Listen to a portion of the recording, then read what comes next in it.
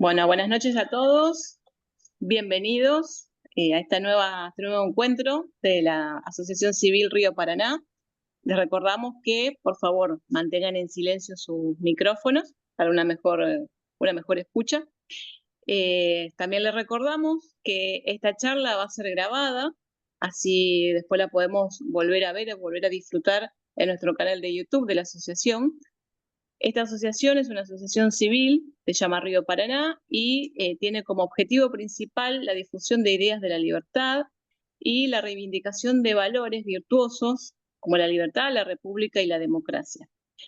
Bueno, hoy vamos a contar con la presencia de Jorge David Chiapas, ¿sí? Es un político liberal clásico de Guatemala. Bienvenido, Jorge. Buenas noches. Buenas noches, Malvina y Alberto, amigos que sintonizan. Muchas gracias por la invitación. Un saludo, pues, desde Ciudad de Guatemala. Un placer y un honor compartir con ustedes esta noche. Bueno, Jorge, contanos, vamos a la parte personal, vamos a presentarte. Contanos a qué te dedicas, qué haces durante el día, qué ocupación tenés. Bueno, pues me gusta empezar diciendo que soy un conservador, ¿no? Un cristiano católico del ala tradicional. Así que, pues bueno, intento practicar los valores cristianos que me enseñaron en la familia y que pues ya en mi edad adulta he intentado pues mantenerme en esa línea, digamos, de cosmovisión, ¿no? Después de eso, pues bueno, soy esposo y padre de familia. Soy padre de tres chicos a quienes hemos educado en casa desde hace 10 años. Soy papá homeschooler, como solemos decir. De profesión soy ingeniero agrónomo con especialidad en manejo forestal y es en esa rama en la que he desempeñado también un trabajo en lo laboral. Desde hace 10 años tengo una empresa que se dedica a la asesoría en temas de reforestación y manejo y conservación de bosques.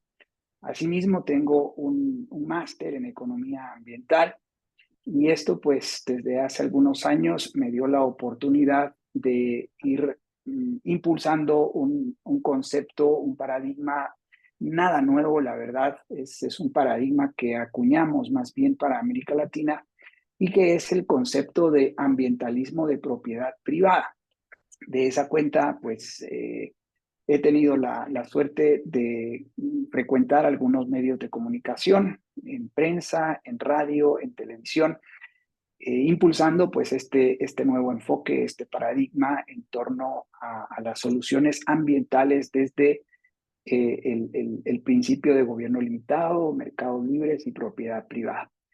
Y ya un poco más reciente, pues voy desarrollando esta vocación como político y vengo en un proceso de autoformación desde hace unos 15 años, específicamente en la doctrina del liberalismo clásico. Y bueno, desde hace 8 años más o menos, impulsando la creación de un partido político fusionista, ¿no? Liberal en lo económico y conservador en lo moral y político.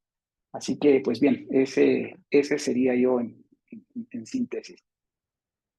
Bien, vos cuando te definís como liberal clásico, Ujú. acá nosotros hay un auge en la Argentina del liberalismo, o sea, si bien el liberalismo tuvo su presencia a nivel gubernamental hace un tiempo, ahora resurgió con la figura de Milei, hace unos años con otro diputado actual que es José Luis Esper, pero ahora con mucha más fuerza con el presidente Milei, pero también surgió la figura del libertario. Sí, ¿Vos podrías diferenciar el liberal clásico del libertario? claro, sí, desde luego, es una diferenciación importante que hay que hacer hoy en día con el auge que está teniendo precisamente el presidente Milei en Occidente, en América en general, ¿no? Bien, lo que experimentamos, primero creo que es importante decir que lo que experimentamos los países en América Latina en la década de los 90 no fue precisamente liberalismo clásico, sino más bien neoliberalismo. El neoliberalismo es una doctrina que de alguna manera emerge de lo que se llamó el Consenso de Washington, impulsado por un economista llamado John Williamson. Y en este consenso, pues se establecían 10 medidas de política pública que vamos a decir que algunas de ellas sí tenían digamos, una impronta liberal clásica, ¿no? Principalmente las últimas, por ejemplo, la defensa de la propiedad privada, ¿no?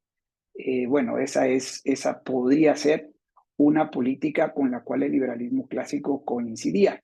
Pero las primeras 7 medidas de ese consenso de Washington, pues no eran del todo liberales clásicas, ¿no? Y, y bueno, pues años después, quienes aplicaron este consenso de Washington, prácticamente todos los presidentes de derechas, vamos a decirlo, en Argentina, bueno, Carlos Menem; en México, Carlos Salinas de Gortari; en Venezuela, Carlos Andrés Pérez; en Guatemala, Álvaro Arzú. Todos estos presidentes aplicaron aquel consenso de Washington y aquello fue visto como liberalismo, pero en realidad fue lo que se llamó técnicamente neoliberalismo. Ahora, el libertarianismo es una corriente de pensamiento más, digamos, más reciente, por así decirlo. Creo que originalmente nace en Estados Unidos, ¿no? Porque en Estados Unidos liberal significa socialista. Y entonces los liberales clásicos, con el ánimo de desmarcarse de ese liberalismo que en realidad era un socialismo bastante claro, bastante marcado, pues empezaron a denominarse libertarianismo. Y ahí surgen figuras como Murray Rothbard y Hans Hermann Hoppe, de figuras que después, bueno, terminan creando un manifiesto libertario, si no mal recuerdo el nombre, y son estos pensadores políticos los que van permeando a una clase de intelectuales y pensadores de los cuales eventualmente emerge Javier Milei, ¿no? Y de ahí, bueno, surge este libertarianismo, pero es un libertarianismo que podemos incluso dividir en dos. Hay un libertarianismo mm, que vamos a llamar progresista, ¿sí? Un libertarianismo que de alguna manera defiende una agenda progresista, o sea, es liberal en lo económico, pero progresista en lo moral y político, ¿no? Y ahí encontramos figuras como Gloria Álvarez, por ejemplo.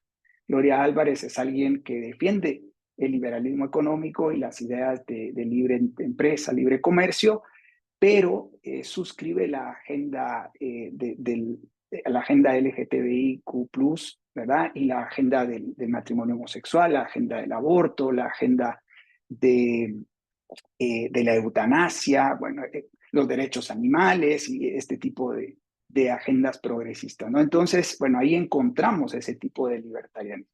Y por otro lado, encontramos el libertarianismo de signo anarcocapitalista. Este libertarianismo, pues de alguna manera es liberal en lo económico, pero no necesariamente conservador en lo moral y nada conservador en lo político, porque el libertarianismo de signo anarcocapitalista propugna prácticamente la desaparición del Estado. Y de allí, pues ese germen anarquista, digamos, que mueve al libertario anarcocapitalista. El liberal clásico es algo muy diferente. El liberal clásico es liberal en lo económico y conservador en lo moral y político. Es decir, está a favor de las ideas de libre empresa y de libre comercio, de las libertades económicas, pero también a favor de los principios, valores, tradiciones que le dan forma a la sociedad, ¿no? La vida, el matrimonio y la familia. y de los principios políticos o valores políticos como el orden republicano, la democracia y la existencia de un gobierno que entiende que pues debe ser una entidad que es parte integral de un Estado y que supone pues el establecer y administrar la justicia, ¿no? Entonces, todo esto es una visión integral, o sea, forma una serie de componentes y de elementos que son interdependientes unos de los otros. Por eso, para los liberales clásicos, no podemos impulsar las libertades económicas si no impulsamos los valores a la vida, al matrimonio, a la familia, al orden democrático, republicano, a la existencia de gobierno. Como tampoco podemos impulsar solamente los valores republicanos y políticos y morales si no impulsamos las libertades económicas, porque para nosotros todos ellos son elementos y componentes del mismo edificio, ¿no? Por tanto, pues creemos que el liberalismo clásico es lo más congruente en términos de doctrina política.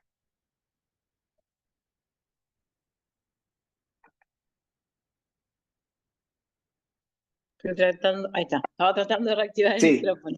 sí. Bueno, vos nombraste, cuando te presentaste, que sos miembro del movimiento Cinco Reformas. ¿Querés contarnos de qué se trata ese movimiento?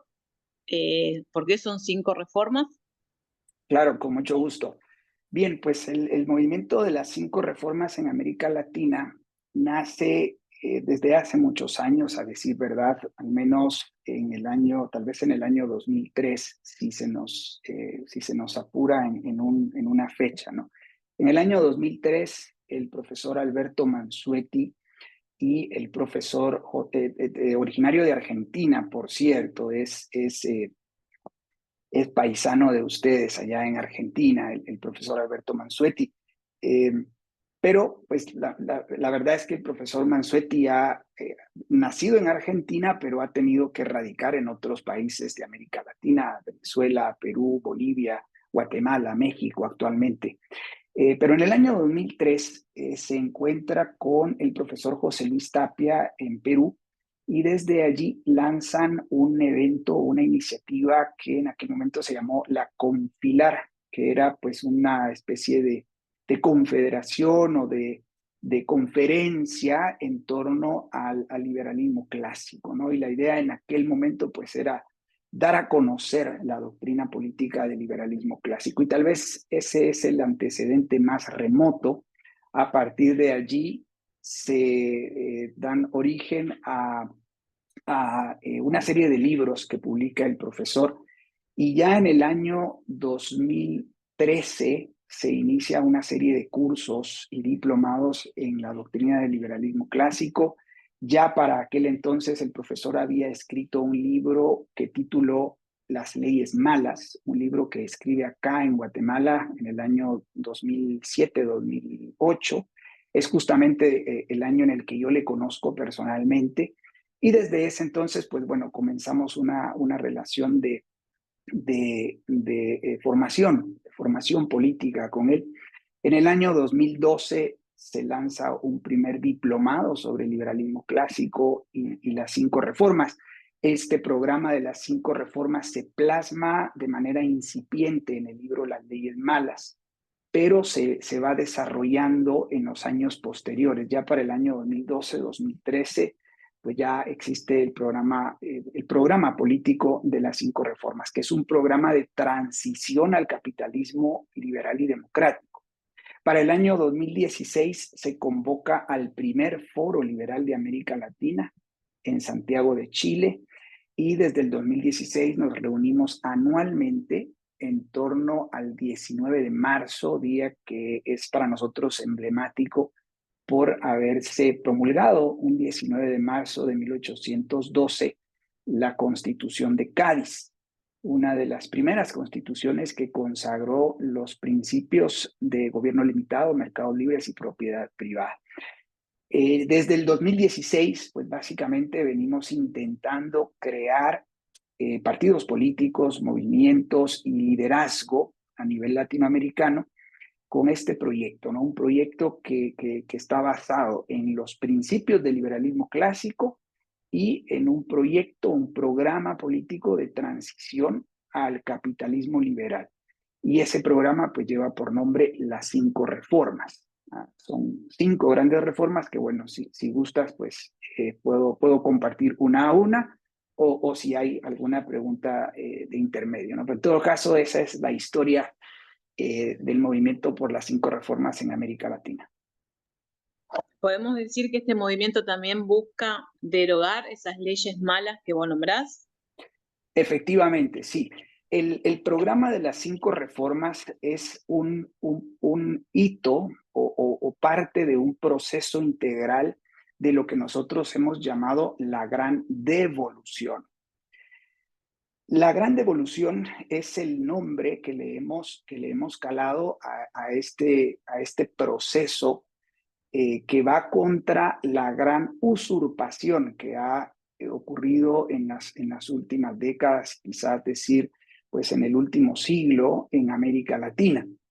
Esta usurpación de atribuciones, poderes y recursos ha sido una triple usurpación y se ha llevado a cabo precisamente a partir de la legislación, desde las constituciones, pasando por las leyes ordinarias, los reglamentos y las asignaciones presupuestarias, pero también por los convenios, tratados, protocolos y pactos internacionales que nuestros países han firmado a título pues, bueno, de imposiciones prácticamente de organismos supranacionales como la Organización de Naciones Unidas y sus más de 100 agencias, el Fondo Monetario Internacional, el Banco Mundial y otras agencias que han respondido al multilateralismo muy pujante en el siglo XX, ¿no?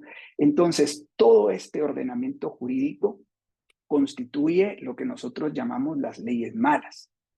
El proyecto de la Gran Devolución, en su primer gran componente o proceso, supone el tomar distancia de todos estos organismos supranacionales y el rescindir parcial o totalmente todos estos acuerdos, protocolos, pactos y tratados internacionales que usurpan la soberanía nacional de poder darnos el régimen político y económico más deseable, ¿no? Este es el primer paso. El segundo paso, efectivamente, Malvina, supone la derogación de las leyes malas a nivel nacional, que se cuentan por miles en nuestros países y que, bueno, ciertamente ese sí ha sido, al menos la intención del presidente Javier Milei con Federico Sturzenegger, ¿no? Lamentablemente, la derogación de las leyes malas debe ser un proceso de shock radical, completo, para que logres crear y generar los impactos económicos y políticos que logren hacer una transición completa hacia el capitalismo liberal. Y por último, digamos, dentro de ese proyecto de la gran devolución, la aplicación de las 5 grandes reformas. Reformas estructurales en el ámbito de la política, la economía, la educación, la atención médica y las jubilaciones y pensiones. Así que, pues bien, ese es el proyecto de manera global, Malvina. Sí, el tema acá en Argentina, cuando entramos en este movimiento de empezar a derogar con el trabajo de Sturzenegger, es cuando nos encontramos con la resistencia del Senado y del Congreso. O sea, Javier Milei entró al gobierno y no tiene mayoría parlamentaria, entonces es donde se complica y donde vemos la mayor resistencia. Justo, O sí. sea, tiene un gran apoyo del público, tuvo un gran apoyo en las urnas, pero al momento de sentarse a derogar leyes es donde tenemos la resistencia dentro del seno del Congreso. Correcto, sí, efectivamente, nosotros somos muy conscientes de ese fenómeno, pero es que dentro de la estrategia y la hoja de ruta, o las estrategias y la hoja de ruta que hemos desarrollado en el Foro Liberal de América Latina, con estos liderazgos y estos movimientos y partidos políticos a nivel nacional, es que es necesario crear un partido político fuerte, idóneo, con sus vasos capilares, decimos nosotros, ¿no? Tanto a nivel territorial como a nivel institucional. Un partido político debe impulsarse, digamos, debe darse a conocer y debe lograr una opinión pública favorable a nivel nacional hacia la transición al capitalismo liberal. Y por eso nosotros decimos que una de las estrategias más importantes es hacer primero oposición, una oposición desde el Congreso de la República, primero y principalmente para lograr darte a conocer y empezar a consolidar ese partido político que tenga presencia territorial y que tenga presencia institucional, es decir, en los diferentes liderazgos y élites del país, ¿no? Por eso a nosotros nos gusta hablar mucho de élites, porque élites en el buen sentido de la palabra, ¿no? En el sentido sociológico de la palabra. O sea, necesitas permear a la élite empresarial, a la élite de los medios de comunicación, a la élite de los profesionales, de los estudiantes, de los pequeños y medianos empresarios, a la élite de los cooperativistas, a la élite conservadora, o sea, todos aquellos cristianos, católicos o evangélicos o de otras denominaciones que si no logras, digamos, volcar a todos estos liderazgos y élites hacia el proyecto de transición al capitalismo liberal, pues bueno, el problema, o sea, no vas a lograr hacer el proceso de transición porque no vas a tener los apoyos estratégicos y evidentemente el voto que necesitas para una transición de shock. En este sentido, nosotros hemos estudiado transitología, un trabajo multidisciplinario que se hace pues desde el campo de la política, la economía, la sociología, la historia, y hemos estudiado a 40 países en más de 50 casos de transición, cuáles han sido exitosos, cuáles han sido un fracaso, y vemos que la clave de una buena transición al capitalismo liberal es un partido político o partidos políticos de derecha completo, ¿no? Es decir, ideológicos, programáticos, representativos y electorales. Y esto supone un trabajo que hay que hacer pues en campo, ¿verdad? En los municipios, provincias, departamentos, regiones, y un trabajo que supone pues un esfuerzo importante en materia de recursos económicos y recursos humanos, ¿no? Y yo creo que eso es con lo que no cuenta el presidente Javier Milei. El Partido de la Libertad Avanza no fue ni de cerca un partido político de cuatro dimensiones. Se llegó a la presidencia, primero se llegó al Congreso y luego se llegó a la presidencia, pero desde el análisis que nosotros hacemos desde fuera es que el tema es que la gente votó por Milei, pero no fue un voto consciente por el presidente Milei, sino fue un antivoto a lo que ya existía, ¿no? Y esto del antivoto, pues está muy de moda en América Latina, ¿no? En Guatemala gana el presidente Bernardo Arévalo también el año pasado, no precisamente porque la gente coincidiera con las ideas de Bernardo Arévalo, sino porque realmente quería votar en contra de su contrincante, ¿no? De su adversario político. Entonces, lamentablemente, la mayoría de la gente pues se decanta por esta opción del mal menor, opción que nosotros también hemos criticado mucho desde nuestra perspectiva liberal clásica. Sí, bueno, en el caso de Argentina con el partido, en realidad cuando Milei llegó a la presidencia, no llegó con un partido, sino que llegó con una alianza, con sí, una coalición de Una partidos coalición. que conformaron la Libertad Avanza. Ahora es que se está formando el partido La Libertad Avanza con gente directa, digamos, de Javier Milei, pero aparentemente solamente por ahora para jugar en las nacionales, digamos, en las Uh -huh. elecciones de medio término para diputado y senador. Sí. Todavía desde las provincias, desde el interior de las provincias, todavía no se ha conformado el partido. ¿sí? Eh, y bueno, vos me hablas de esto de formar un partido para empezar a hacer oposición, para a partir de ahí tener el empuje y el apoyo necesario para después ser oficialismo. En Guatemala, ¿ustedes pudieron formar el partido? No, Malvina, no lo hemos logrado formar, al menos en un sentido formal, ¿no? Legal. O sea, realmente el Partido Fusionista, que es el partido que yo represento como líder fundador y secretario general, no lo hemos logrado fundar porque la ley electoral y contra partidos políticos, que seguramente es muy similar a la ley en Argentina, a la ley en Colombia, bueno, prácticamente en todos los países de América Latina, son leyes que tienen barreras y obstáculos muy altos, ¿no? Para conformar un partido político. Nosotros iniciamos ese proceso en el año 2020, bueno, el año justamente de la pandemia, ¿no? Y iniciamos ese proceso, estuvimos un año intentando crear el partido político y pasar por todas las etapas que la ley prescribe, pero pues decidimos abandonar el proceso. Reculamos a ese proceso legal y bueno, nos hicimos a un costado y decidimos bregar sobre lo que llamamos el mercado informal, ¿no? El mercado político informal.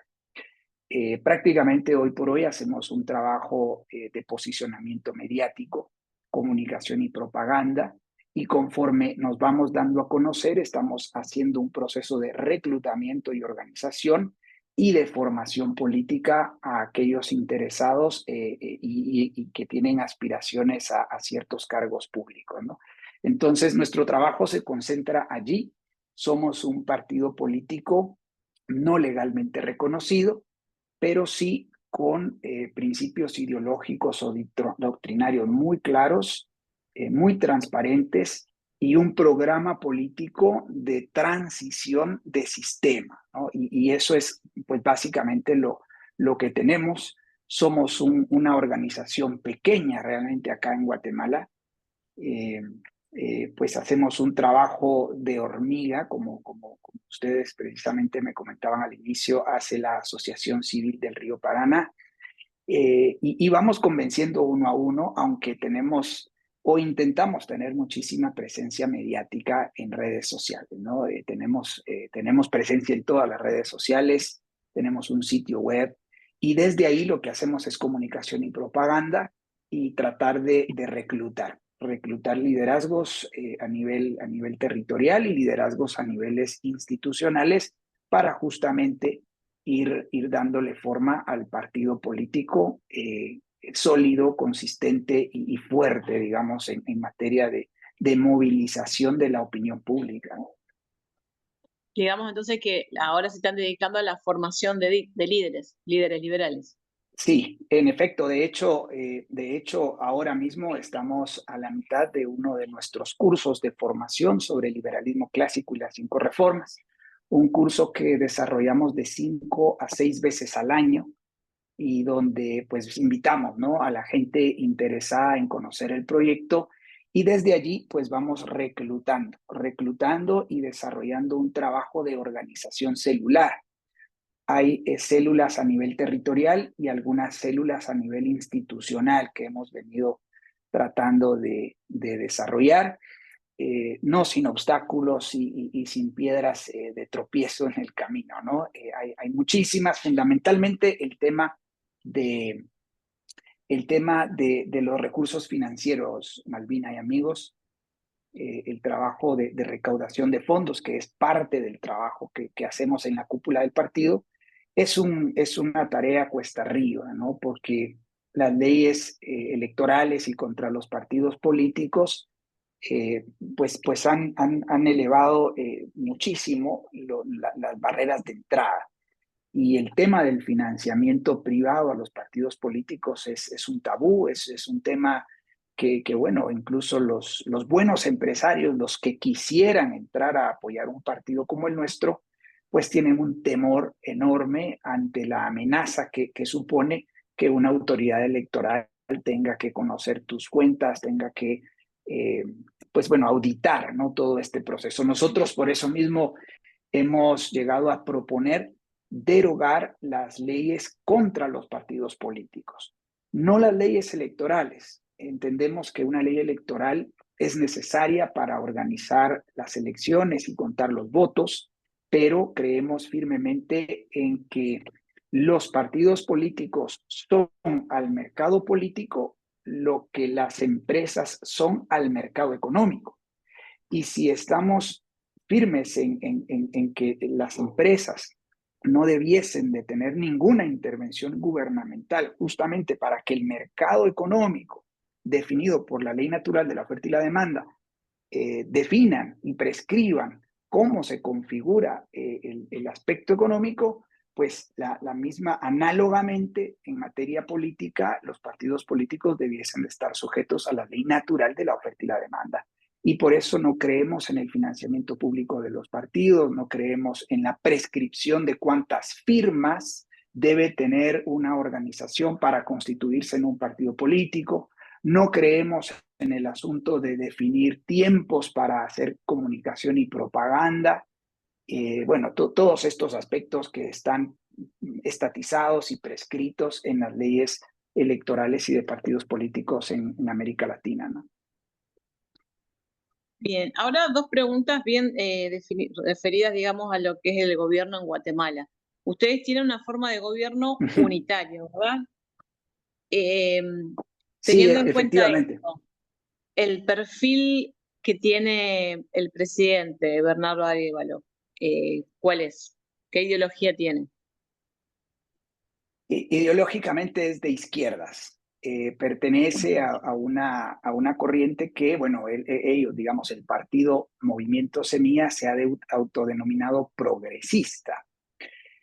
Pero en esencia representan digamos, la ideología de izquierdas, pues básicamente abrazan los principios del socialismo y básicamente lo que constituye el programa político por antonomasia, que es básicamente las 10 medidas de política del Manifiesto Comunista de Marx de 1848, adicional a ese manifiesto comunista que lo abrazan completamente, pues suscriben lo que hemos llamado el marxismo cultural, ¿no? El marxismo cultural que se expresa en 4 grandes amenazas a los valores, a las instituciones, a las buenas costumbres, que son el ecologismo anticapitalista y antidesarrollo, ¿sí? Un ecologismo, un ambientalismo irracional que tiene que ver con básicamente con la agenda del cambio climático antropogénico y el tema, pues bueno, todo lo que supone, digamos, este asunto del cambio climático antropogénico.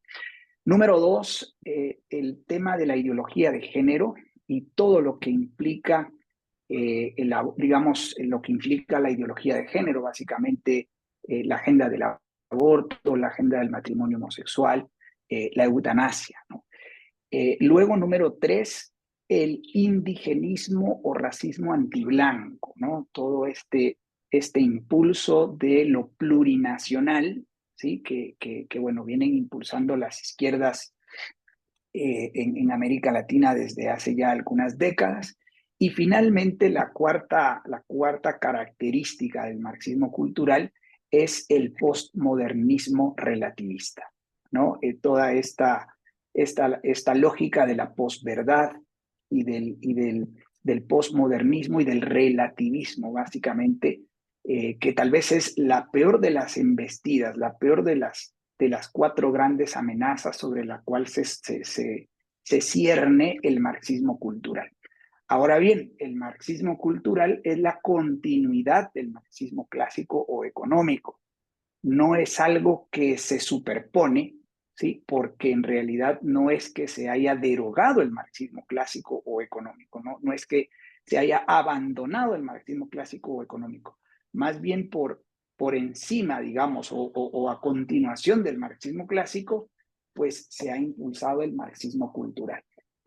El presidente Bernardo Arévalo pues abraza estas 2 ideologías políticas y está impulsando pues toda una serie de políticas públicas en torno a este tema, ¿no? Lo más reciente, por ejemplo, es la introducción de temas que tienen que ver con lo que han llamado salud reproductiva en los libros de texto que ofrece el Ministerio de Educación Pública en las escuelas y en los centros de enseñanza de carácter público, ¿no? Entonces, bueno, esta es una de las tantas políticas públicas que vienen con fuerza en Guatemala. Bien. Bueno, hasta acá mis preguntas. ¿Alguien quiere hacer alguna pregunta para Jorge? Te abrimos el micrófono.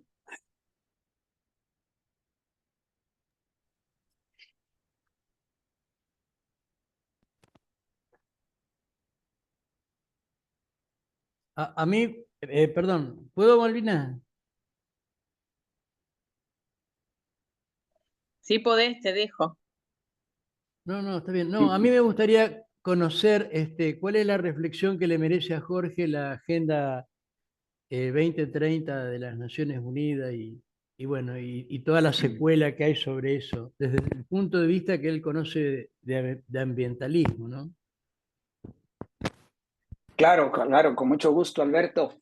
Pues bien, la Agenda 2030 son básicamente 17 objetivos de desarrollo sostenible, son la continuidad de los objetivos del milenio, ¿no? Que de los ODM pasaron a los ODS, y sí, efectivamente son 17 metas que hay que entender en un contexto de lo que podríamos llamar la neolengua, ¿no? Porque hay muchas palabras allí insertas dentro de esta Agenda 2030 que parecen interesantes, ¿no? Pero que son significantes vacíos y que no clarifican y más bien tergiversan y sesgan el mensaje. Por ejemplo, la palabra sostenible. La palabra sostenible lo vamos a encontrar muchísimo en la Agenda 2030, ¿no?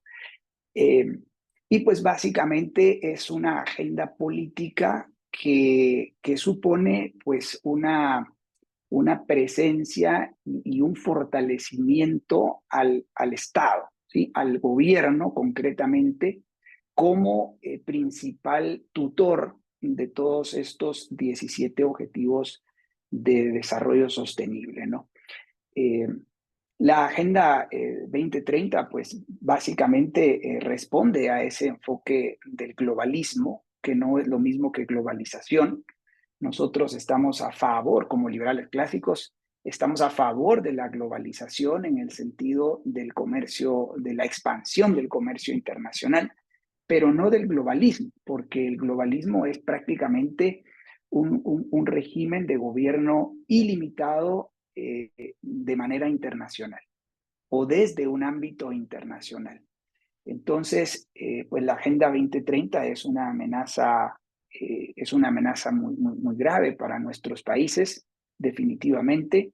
Pues bueno, ahí vemos temas como el del cambio climático, por ejemplo, el tema del agua, ¿verdad? El tema de la pobreza.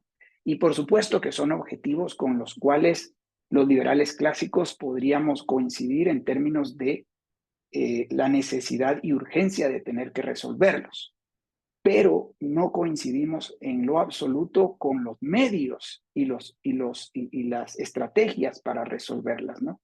Porque básicamente lo que la Agenda 2030 plantea, pues es otorgarle mayor poder, mayores atribuciones y presupuesto a los gobiernos para que sean ellos quienes se encarguen de administrar e impulsar todo tipo de políticas públicas mediante legislación que supone pues intentar aplacar estos problemas y estos desafíos que enfrenta el planeta o digamos las personas en el mundo.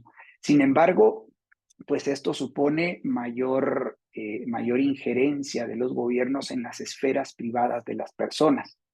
Y nosotros, los liberales clásicos, abrazamos lo que se llama la teoría de la soberanía de las esferas. Nosotros entendemos que existe una esfera pública que le corresponde al gobierno y al gobierno como una entidad conformada por seres humanos que están de alguna manera inclinados naturalmente al error y que son falibles. Por tanto, el régimen de gobierno más congruente con la naturaleza del ser humano es el gobierno limitado en atribuciones, poderes y recursos a únicamente 3 funciones: la seguridad, la justicia y las obras de infraestructura pública, nada más. Esta es la esfera pública. Y en el ámbito privado entendemos que hay varias esferas privadas: la esfera de la economía, la esfera de la familia, la esfera de la iglesia, la esfera de la educación, la esfera de la cultura. ¿No? Todas estas son esferas que tienen sus propias autonomías y límites, ¿sí? Y entendemos que debe existir soberanía, independencia y autonomía de la esfera pública respecto de las esferas privadas, pero también entre las esferas privadas. Y en tal, digamos, bajo ese marco conceptual, pues la Agenda 2030 lo que hace es otorgarle facultades legales para tener injerencia el gobierno en las diferentes esferas privadas de las personas y de los seres humanos, de los ciudadanos en general. Por eso, pues bueno, advertimos que la Agenda 2030 es una amenaza latente a la cual hay que hacerle contención eficaz desde los congresos y parlamentos de nuestros países. Y para eso, nuevamente, Alberto, es necesario crear y fundar sólidos partidos políticos que hagan un trabajo de cambio cultural. O sea, nosotros de alguna manera entendemos, digamos, esta necesidad que hay de cambiar el paradigma de la gente respecto del rol del gobierno en la sociedad. Y en ese sentido estamos de acuerdo en que debe existir un cambio cultural, ¿no? Un cambio de paradigma, pero no necesariamente en lo que se ha dado por llamar la batalla cultural, entendida como la contención que se hace en términos de la agenda del marxismo cultural, ¿no? De la agenda de la ideología de género, el tema del aborto. ¿Por qué no creemos que nosotros tengamos que hacer una contención especial, específica y únicamente en esa esfera? Porque lo que pasa es de que nosotros creemos que la batalla cultural deben darla las instituciones naturales y las instituciones sociales empoderadas desde el ámbito privado, es decir, la familia, la escuela y la iglesia principalmente. Estas son las instituciones llamadas a hacer una contención y reversión eficaz del marxismo cultural.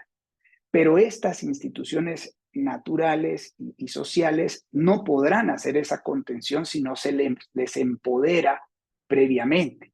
Y para eso hay que revertir primero el marxismo clásico o económico.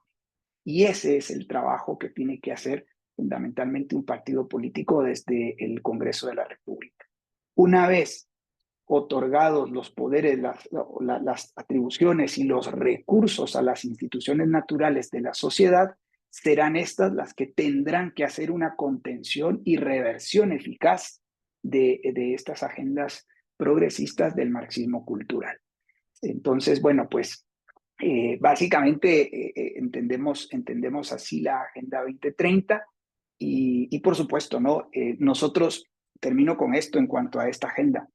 Dentro de la Agenda 2030 hay un fuerte componente del tema ambiental. Y ahí, pues hay muchísima tela que cortar, pero especialmente en el ámbito del cambio climático. Nosotros, los liberales clásicos, creemos en el realismo climático. Y el realismo climático reconoce que los cambios climáticos existen, ¿sí? Han existido antes y seguirán existiendo, pero en realidad, pues los cambios climáticos son cíclicos y naturales. La actividad humana tiene alguna importancia dentro de estos procesos de cambios climáticos, pero es poco significativa. En realidad, los cambios climáticos cíclicos y naturales, pues tienen su causa fundamental en la actividad solar. Y esto tiene toda una serie de argumentos, digamos, que probablemente sean propios de otra charla, ¿no? Pero en todo caso, pues no abrazamos la agenda que hay detrás del cambio climático antropogénico y más bien entendemos que nuestros países deben adoptar una estrategia de adaptación enfocada a los fenómenos naturales. Y esta adaptación enfocada tiene que ver principalmente, primero y fundamentalmente, con la creación de riqueza, ¿sí? Y número dos, la creación de infraestructuras que sepan hacer contención, ¿verdad? Al máximo posible a los fenómenos naturales de los cuales pues somos sujetos en buena parte del mundo, ¿no? Así que bien, esto digamos solo para ponerle la guinda ahí al tema de la Agenda 2030, Alberto y amigos. Bueno, eh, muchas gracias, Jorge. Muy completo, muy detallado todo lo que expusiste. Gracias. De nada, Alberto, un gusto.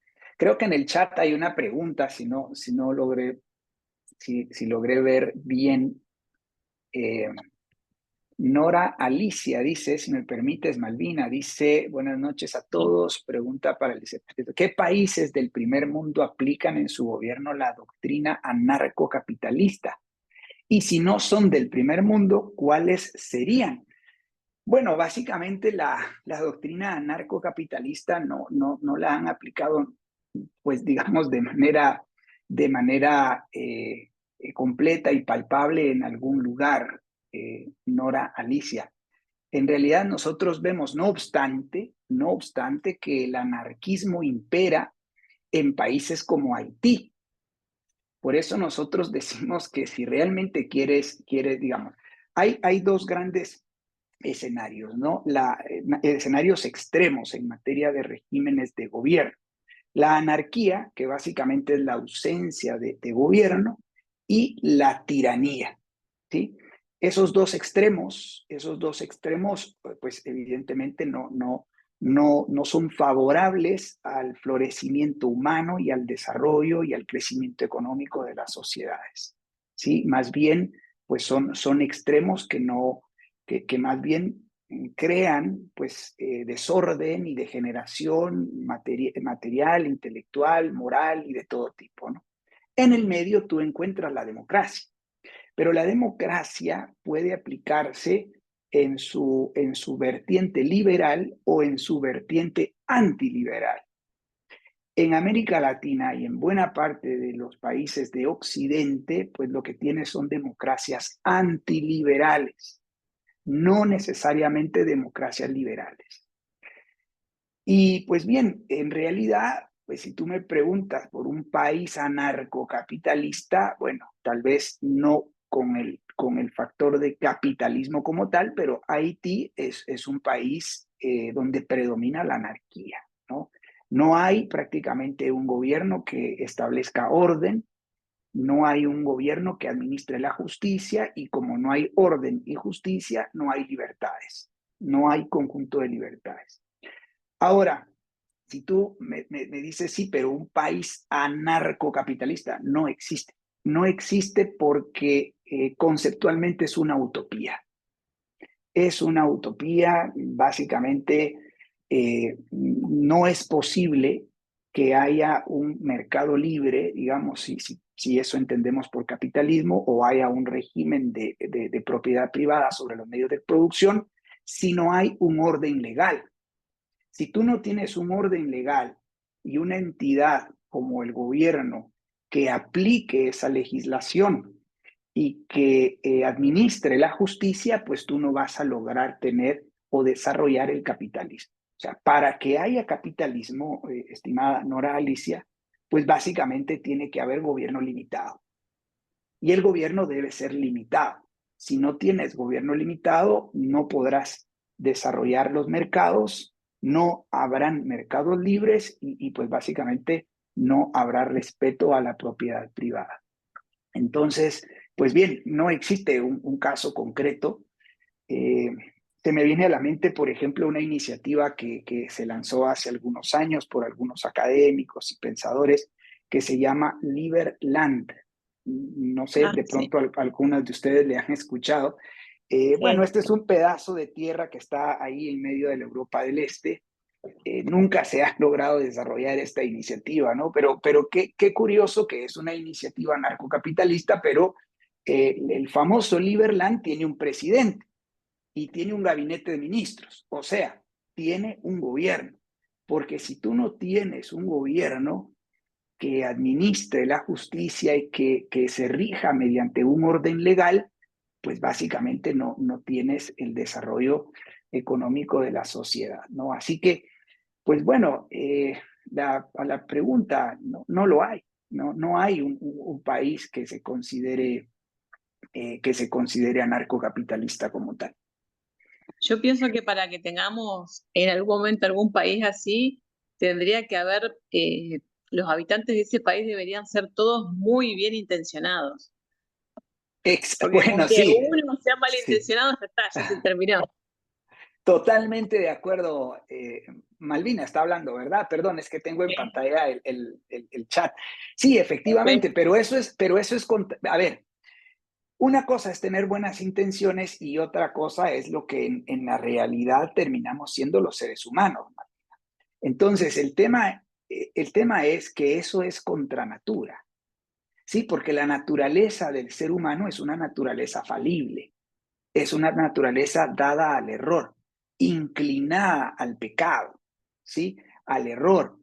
De hecho, aquí pensadores como Frédéric Bastiat, un pensador de mitad del siglo XIX, francés, un liberal clásico en toda regla, pues decía claramente que los seres humanos tenemos la debilidad de aprovecharnos de los demás siempre que podamos, ¿sí? Y esa es una funesta inclinación, esa era la palabra que utilizaba el diputado, fue diputado por un año, al menos por un año, Frédéric Bastiat.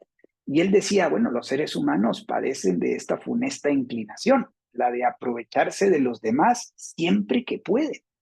Y sí, básicamente esa es la doctrina de la filosofía realista, contraria a la filosofía utópica, ¿no? La filosofía de Platón.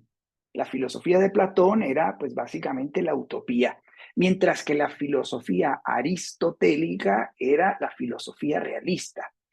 Y esa filosofía es la que abraza de alguna manera el liberalismo clásico.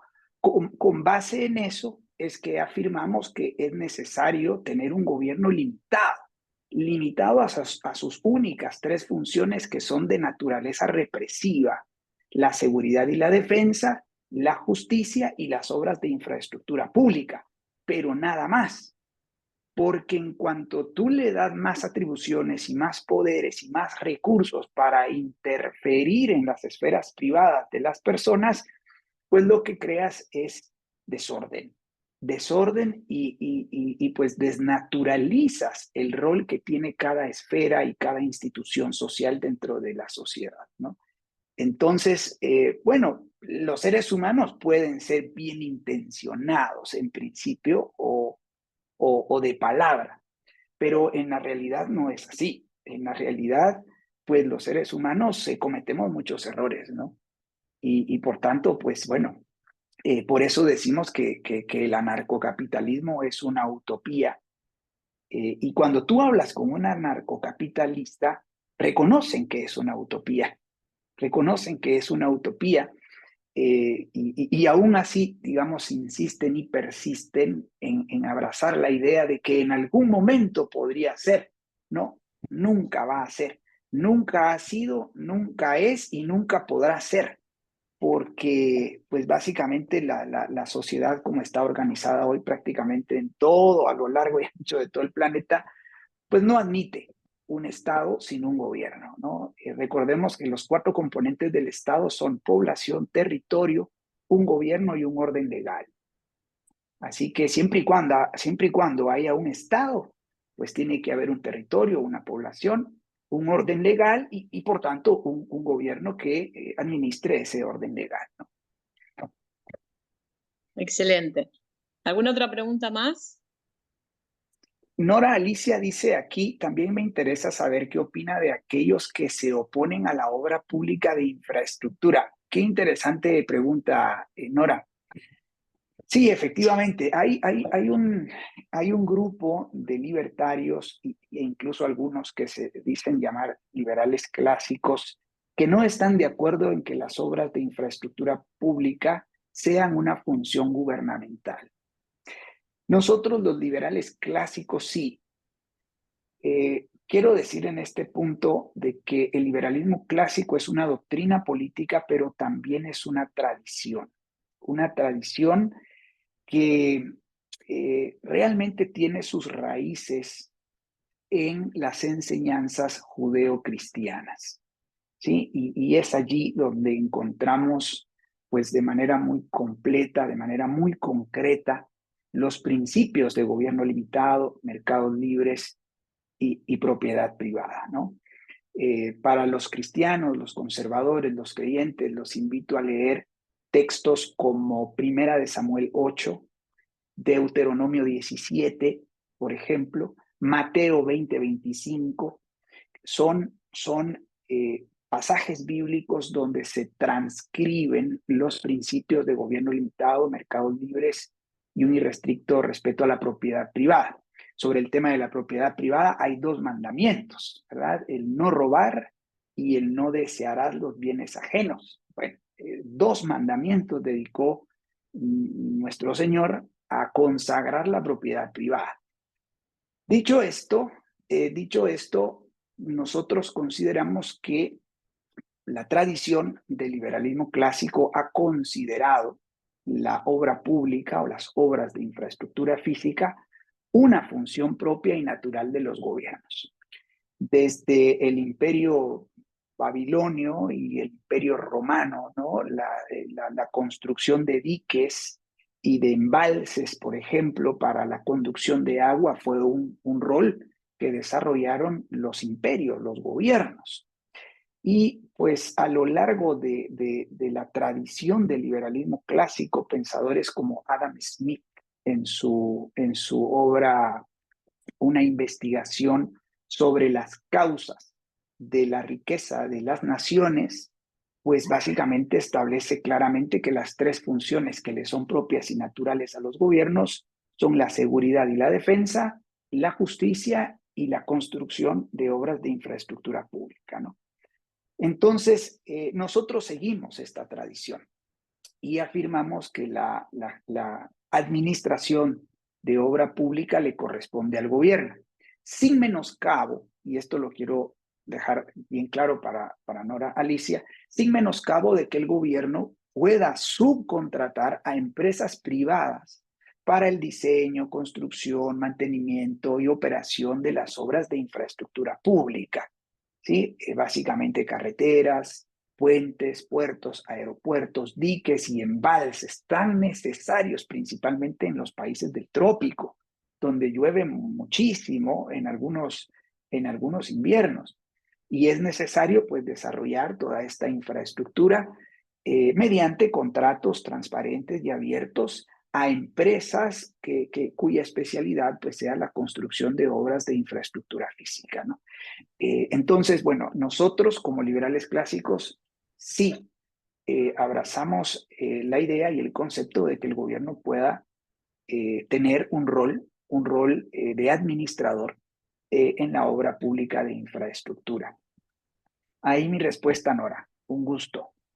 Acá dice Gustavo en el chat, dice, entiendo también que el liberalismo clásico no niega que los privados también pueden hacer obras de infraestructura.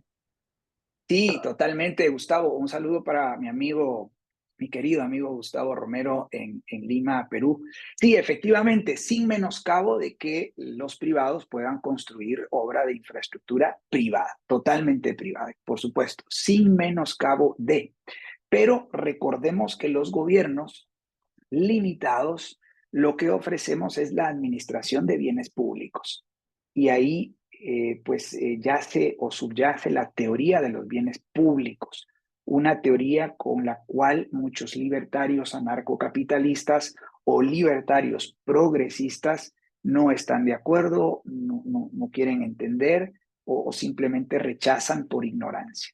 La teoría de los bienes públicos supone dos grandes principios, el principio de no rivalidad y el principio de no exclusividad.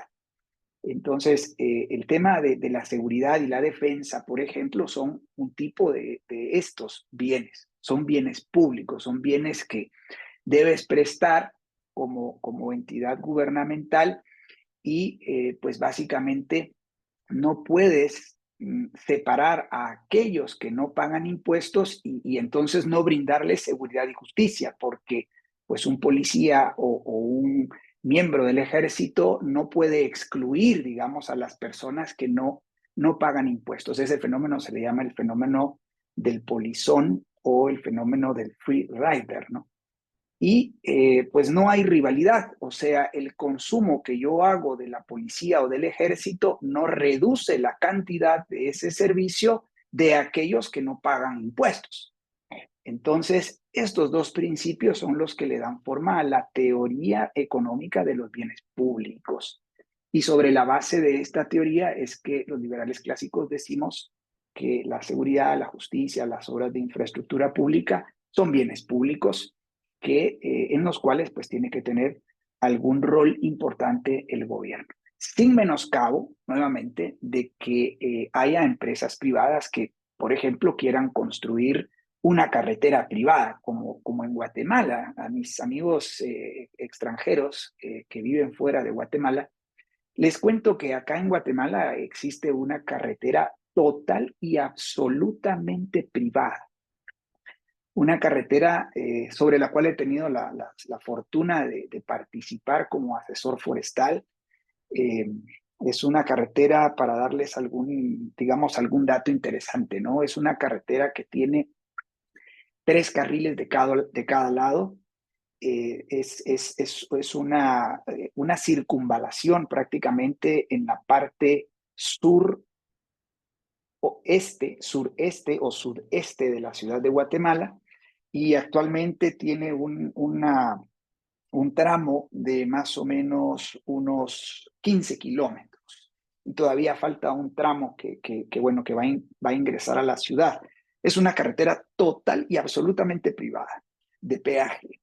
Y ha sido el salvavidas para millones de guatemaltecos, porque bueno, es una carretera que ustedes comprenderán, se mantiene en óptimas condiciones, hay muchísima señalización, tiene un costo, el costo es relativamente alto, ciertamente.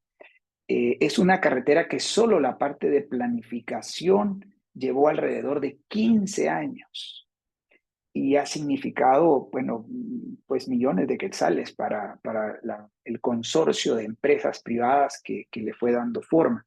Construirla llevó hasta lo que ha llevado alrededor de 12 años. O sea, imagínense un tramo de 15 kilómetros, estimados amigos, que lleve 25 años construirlo. Realmente es un proceso demasiado largo, ¿no? Bueno, si pensamos en los chinos, por ejemplo, cuánto tiempo tardan en construir miles de kilómetros, ¿no? Pero bueno, es otro contexto. Gracias, Gustavo, por tu pregunta. Un gusto responderla y complementar.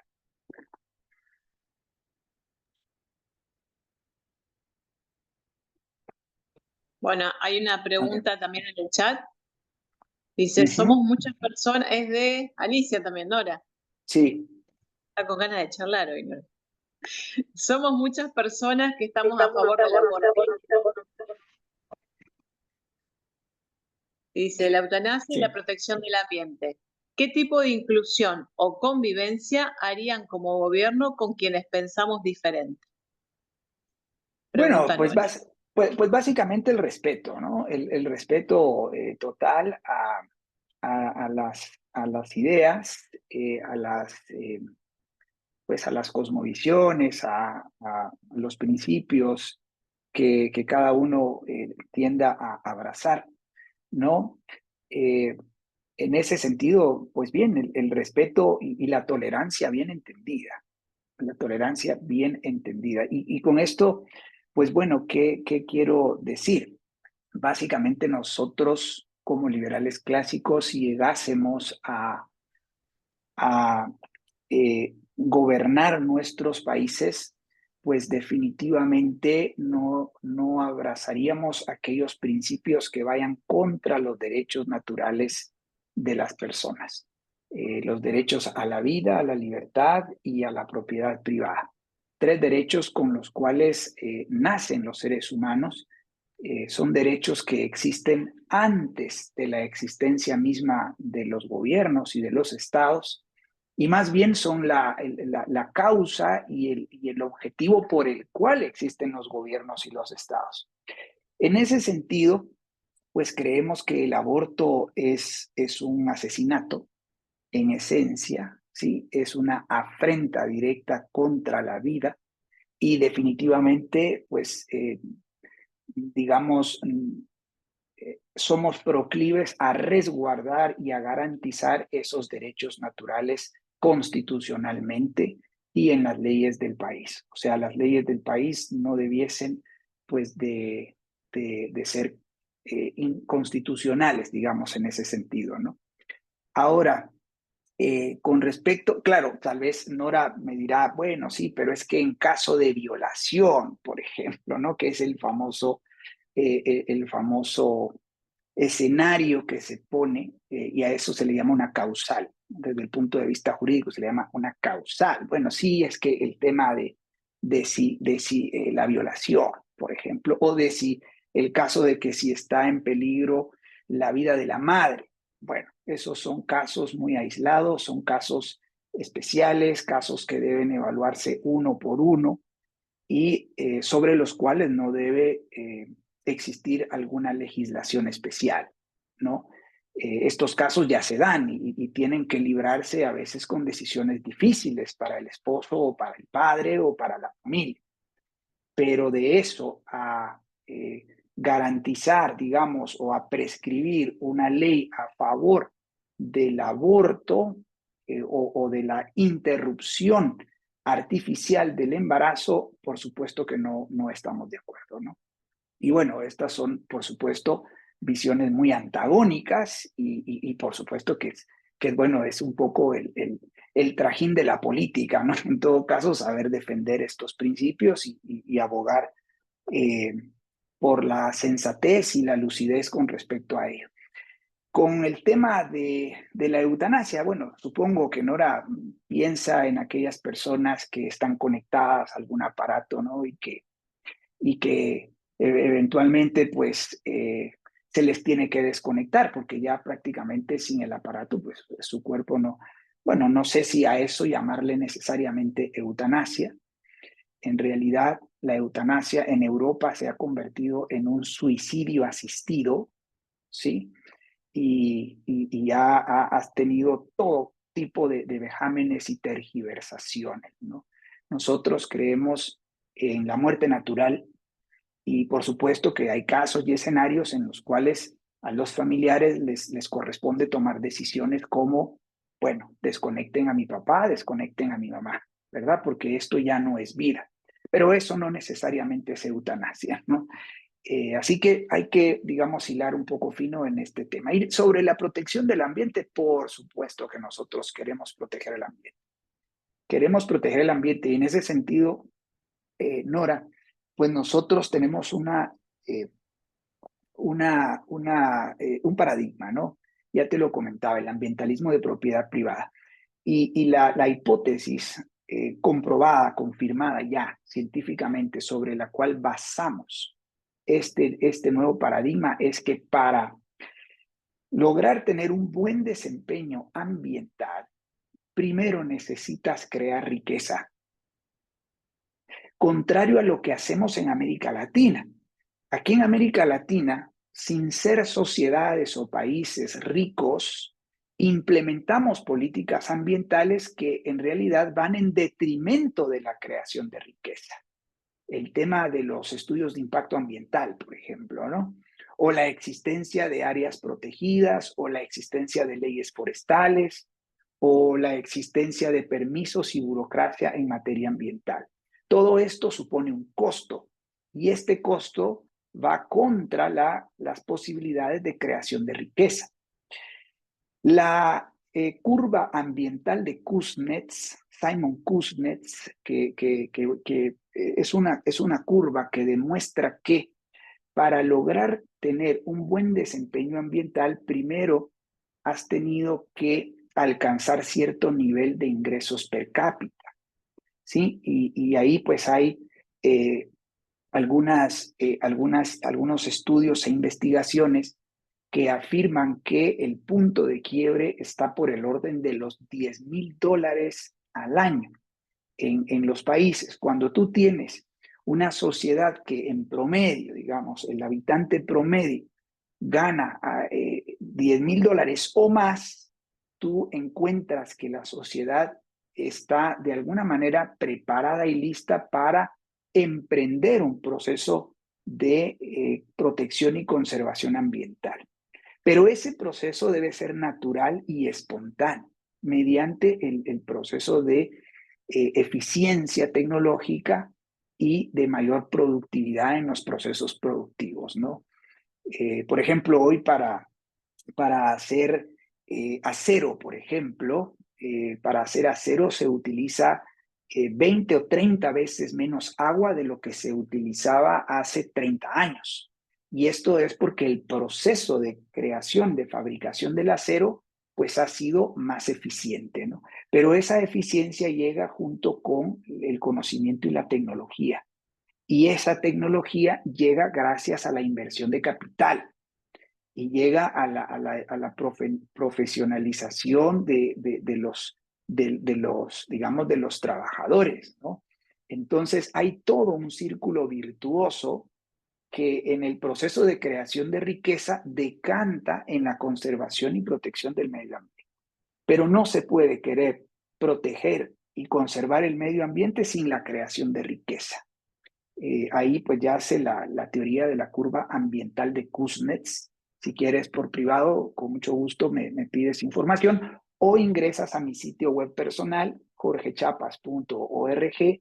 Ahí tengo muchísimos artículos y una masterclass en temas de cambio climático sobre, bueno, todo este paradigma basado en el gobierno limitado, mercados libres y en la propiedad privada. Bueno, vamos con la última pregunta del chat. Ok. Pregunta Leonardo. ¿Hay algún candidato o partido que pueda darle pelea a la izquierda en Guatemala? ¿Y qué posibilidades hay de un probable cambio? Bueno, gracias por tu pregunta, Leonardo. Pues bien, por ahora solo nosotros, el Partido Fusionista, ¿no? No me gustaría pensar en clave de candidato porque nosotros no creemos tanto en el tema personalista, ¿sí? Y no creemos que sea una sola persona, ¿no? Lo que pueda provocar un cambio.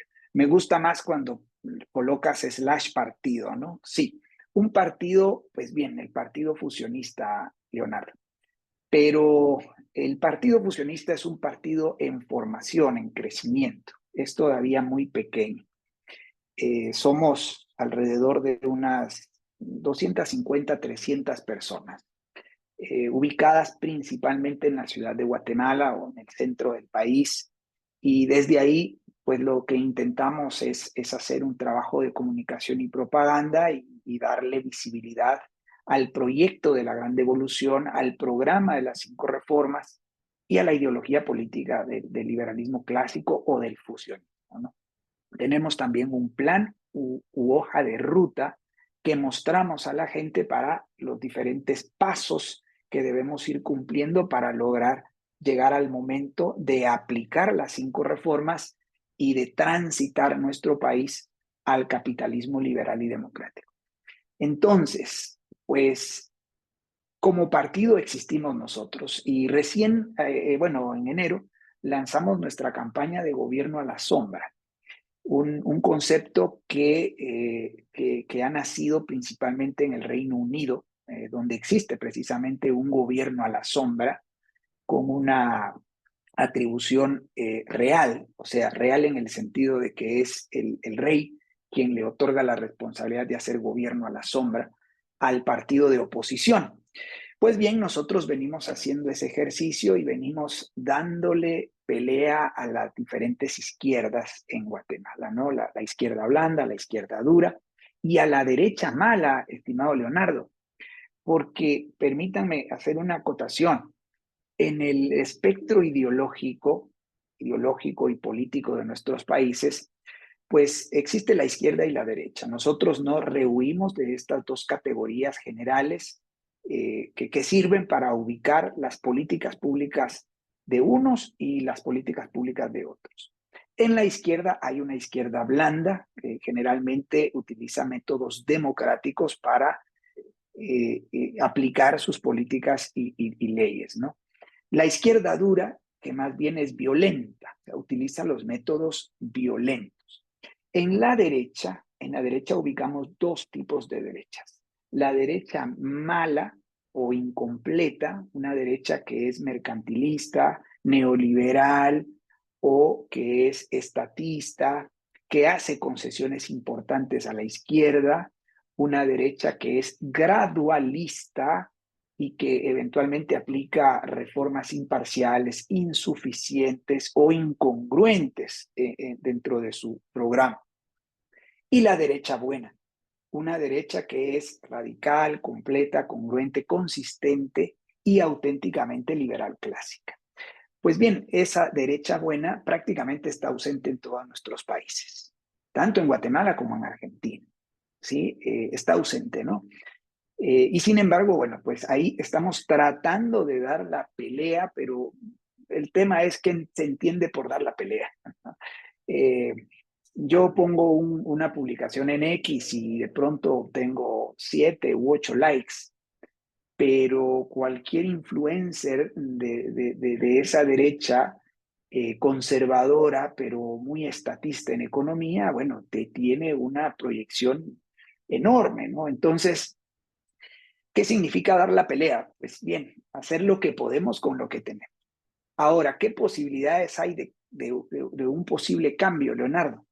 Pues debo ser realista y yo te diría que en el corto y en el mediano plazo nuestras proyecciones son muy pocas, ¿no? O sea, realmente llevamos al menos un siglo con el estatismo metido en la mente, ¿no? El estatismo, bueno, por no decir el socialismo, y el socialismo no ha fracasado, contrario a lo que muchos piensan. La gente cree que el socialismo fracasó. Nosotros afirmamos que no, el socialismo no fracasó. El socialismo primero se enquistó en las leyes y en las políticas públicas, se promulgó en las leyes y se consolidó en las políticas públicas de nuestros ordenamientos jurídicos. En ese ínterin se enquistó en la mente de la gran mayoría de ciudadanos. Número 2. Y número 3, y finalmente, fue abrazado por gran parte de las derechas. Ahí encuentras tú a la derecha mala. La derecha mala es un obstáculo gigantesco para ese posible cambio, Leonardo. Esa derecha, insisto, que es mercantilista, estatista, que abraza los privilegios económicos, que es conservadora en lo moral, posiblemente, pero que no entiende la necesidad de aplicar reformas completas, radicales, de shock y congruentes al capitalismo liberal. Es una derecha acomplejada. Y hoy por hoy, pues lamentablemente tenemos estas versiones de la derecha de signo libertario con una gran dosis de populismo y demagogia que suponen un engaño terrible para la gente, ¿no? Emotivas, esencialmente emoción, pero no mueven pues razones y argumentos, ¿no? Entonces, pues siendo realistas y muy honestos, Leonardo, el cambio es posible, desde luego que es posible, pero cuando no sabemos, la situación está realmente muy, pero muy cuesta arriba, muy cuesta arriba. Eh, Recién ahora, con esto de que ha ganado Donald Trump las elecciones, nosotros recién hoy pues hemos pasado en un análisis muy eh, sesudo, ¿no? Muy dedicado en ver realmente cuáles son nuestras probabilidades y ahora con Donald Trump a la cabeza se pone más difícil aún, porque Donald Trump pues al final no es un presidente que abrace el capitalismo liberal. No es un presidente que apueste por back to basics, ¿no? En el caso de los Estados Unidos, o sea, no apuesta por regresar a los principios y valores que dieron origen a los Estados Unidos. Más bien apuesta por un sistema de welfare state, de proteccionismos económicos, de sancionismo, regulaciones. Realmente no representa una transición o un retorno al capitalismo liberal en el caso de los Estados Unidos, ¿no? Y bueno, de ese lado, y en el caso del sur, pues tenemos a un presidente como Javier Milei, que pues lamentablemente está aplicando políticas contrarias al liberalismo clásico y que no tampoco representa pues ese ideal de gobierno limitado, mercados libres y un irrestricto respeto a la propiedad privada. Entonces, realmente la cosa está muy difícil y por eso nosotros, bueno, somos crudamente realistas, Leonardo, y tenemos que decir la verdad. La posibilidad de cambio es muy remota, ¿verdad? Y bueno, no obstante, como con buenos conservadores, creyentes, pues enos aquí, haciendo el esfuerzo de persuadir a la gente lo más que podamos e invitarlos a que se sumen a este proyecto político. Bien, hay dos comentarios más ahí, ¿no? Muchas gracias, Nora. Muy amable por sus respuestas y por su apertura mental. De nada, Nora, es un gusto y bueno, pues ese es la fisonomía de un liberal clásico, ¿no? Intento representarla lo mejor que puedo. Y Aleida Paredes, saludos a Aleida, hasta México. Dice, sin duda, el Partido Fusionista es la mejor opción que tiene Guatemala para llevar a esa hermosa nación a vivir un capitalismo para todos, a vivir con orden, justicia y libertad, que son los valores de la derecha, gracias, sin tener que migrar a otros países. Efectivamente, ¿verdad? Centroamérica, Guatemala y México son países que exportamos muchísima gente a los Estados Unidos y bueno, se han roto muchísimas familias en nuestros países porque no hay oportunidades para trabajar aquí en nuestros países, ¿no? Los salarios son muy bajos, la inflación anda rampante, la inseguridad, la violencia, la frágil o ausente infraestructura pública no permite conectar los mercados. Es un desastre, es un caos total. Miren, amigos, imagínense ustedes que hace unos 2 meses más o menos se vino abajo un puente en la parte sur del país.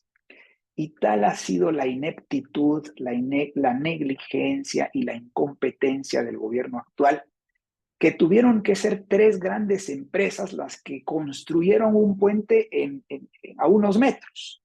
O sea, dada la necesidad que existe sobre ese puente, conecta la carretera o es parte integral de la carretera que conecta las Américas. Imagínense eso. O sea, si ustedes quisieran pasar de Panamá a los Estados Unidos, tienen que pasar por ese puente. Claro, hay otras rutas, pero esa es la ruta más directa. Imagínense que el puente se cayó. Un puente, por supuesto, imagínense la fragilidad de ese puente, ¿no? Fue construido hace 40, 50 años, lo construyeron mal y bueno, las lluvias y los huracanes y tal, pum, botaron el puente. Finalmente, pues el puente cayó, colapsó y tal ha sido la negligencia de este gobierno que 3 empresas tuvieron que construir en paralelo un puente alterno. Imagínense el nivel de caos que vivimos en estos países, en mi país. Y bueno, pues la gente tiene que migrar.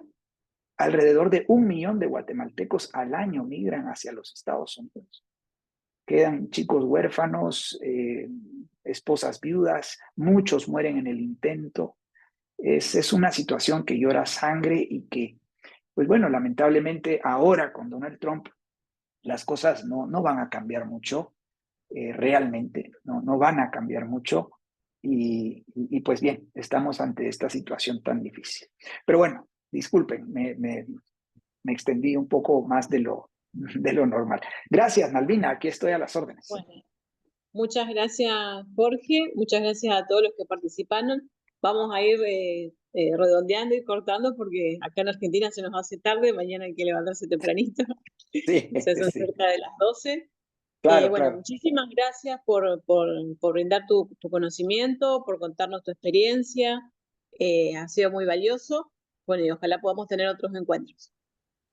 Muchas gracias a ti, Malvina, Alberto, en representación de la Asociación Civil Río Paraná. Y bueno, a todos los que participaron de la charla, muchísimas gracias por su atención. Para mí ha sido un gusto. Me pueden encontrar en jorgechapas.org, en todas las redes sociales, especialmente en X como JD Chapas. Ahí me tienen a la orden.